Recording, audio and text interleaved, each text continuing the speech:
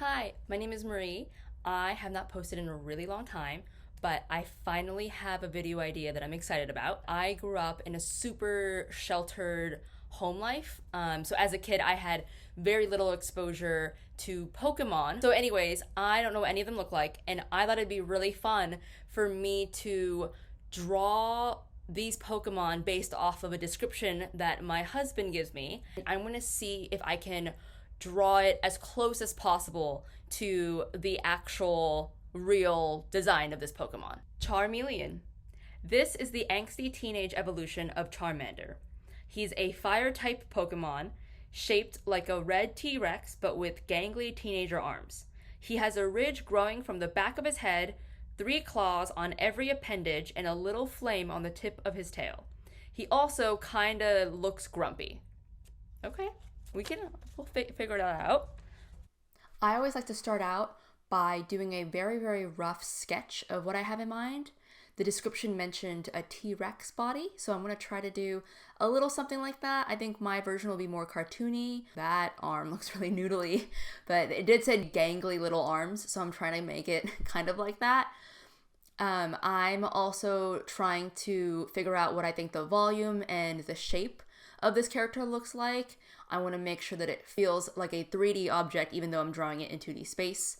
And I'm just trying to make sure that this very, very rough sketch is still something that I can use in the next phase.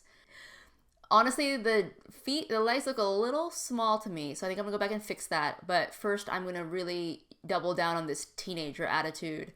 I'm gonna make sure that he looks really angsty and real grumpy to be alive, because that's just about how I felt when I was a teenager.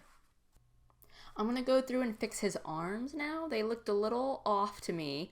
So I'm just, again, trying to clean some things up. I know this looks so rough, but all of my drawings start this way. I'd rather not be too precious and just try to get a really, really rough blueprint in. I'm fixing the feet right now because they looked way too small and off balance. So I think that these longer claws feel a little bit more believable to me.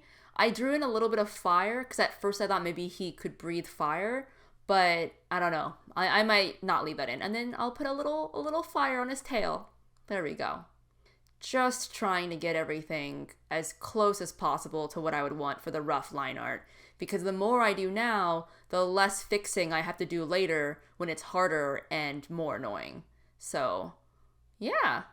I think I'm pretty happy with this rough sketch and we'll move on. So after the rough sketch, I like to do rough line art. This is a good way for me to have another layer of this sketch before I go into final line art. Some people skip this phase, but I find that at least at my stage, I still need it. So right now, I'm starting to flesh out what his little ridge looks like, trying to add a little bit more defined jaw and making his eyes a little bit more clear as to what his expression is and anatomically where his snout goes and his teeth. These are just little details that I didn't put in the past version, but I definitely want before I do anything that's more concrete and final. I thought I'd give him some little Charmeleon muscle arms and some little claws. Again, just defining the shapes a little more clearly and trying to figure out if this character were a 3D sculpture and I was drawing an angle of it in 2D space, how does that look? You'll also notice that I'm not tracing the previous line art, I am drawing over it. And I emphasize that difference because tracing implies that I'm just putting on a cleaner version of the line over the sketch. But that's not what I'm doing. I'm using the sketch as a really rough blueprint, and then I am drawing on top of it a new version of this drawing, which has its own forms and more details. And so I want to be very clear about that because you'll notice, the ridge on his back looks different than it did before. Even this tail here, it's similar to what I drew underneath, but it has a different flow to it, and I'm adding different elements as I go because it's not the same exact drawing, it's a revised version of it. Now I'm going to invert my drawing and try to see if there's any areas that seem lopsided or weird. I love inverting drawings because a lot of the wonky design features of your drawing will really show up when you invert the image. So I'm going to invert it back, and I think that's about clean enough. I'm going to start doing final line art now. For final line art, I really like using any brush that has a little bit of a chisel tip just to get some variation in line weight. I also prefer to get a sharper edge, so I don't really use brushes that have like a blurrier line to them. I also really like that this specific brush, which is Belgian Comics and Adobe Fresco, is free, and there's a really, really wide variation in line weight. You can get really, really thin edges and a much thicker line on certain points, and so I really, really enjoy using this one. I think the real life comparison would probably be a Sharpie chisel tip marker, which I know sounds really extreme, but you can get a lot of variation from that.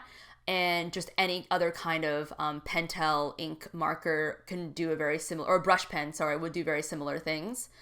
Again, it's up to you. This is just the style that I like in this specific app on my iPad, but ultimately you can get a really nice, clean looking design with almost any brush as long as you give it enough time and enough practice.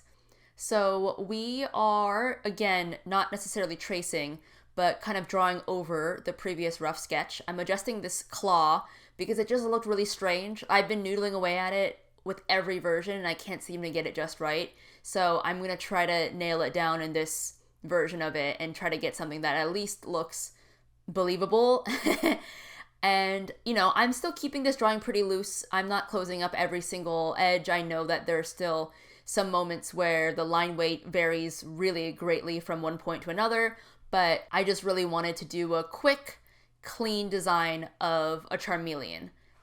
So here it is. I think I'm really happy with this line art, and I'm going to go ahead and color now.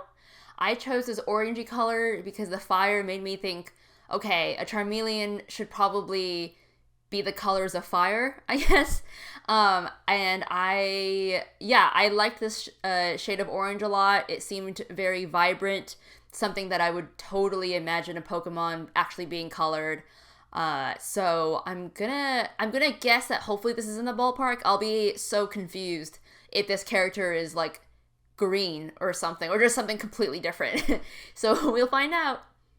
For coloring, I do it like the slow old-fashioned way because I actually really enjoy this. It's very therapeutic. If you're trying to do this quickly, I would not do it this way. There are much faster ways to color, you know. There's variations of the bucket fill tool. There are a lot of wonderful tutorials out there that are way better than anything I could make about all the really fast, efficient ways to color. But for my purposes, I literally enjoy just slowly going through and filling in all the white in these lines. I just think it's so satisfying. And it's something that I don't have to think really hard about, but it makes me feel like I'm accomplishing something. So yeah, this is how I enjoy doing it. I always do start by coloring the largest, like whatever the character's main color is, I always start there. And then I'll slowly go and color in the details and the other portions. But again, there are many different ways to color. There's no correct way. Well, there's definitely faster ways, but I'm not doing it that way.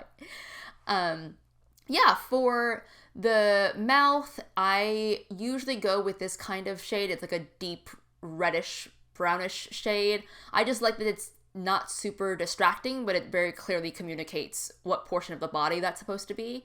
And I think that's a big part of it, you know? You just want the viewer to instantly know what they're looking at, and what color you choose helps to indicate those forms.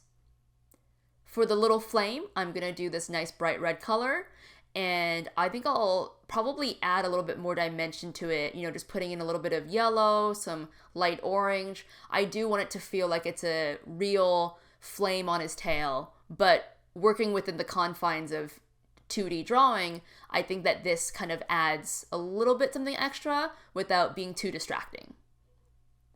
I am really not sure what color his belly and his ridge should be. At one point, I thought maybe they should be the same color, but I think I'm actually going to make them different.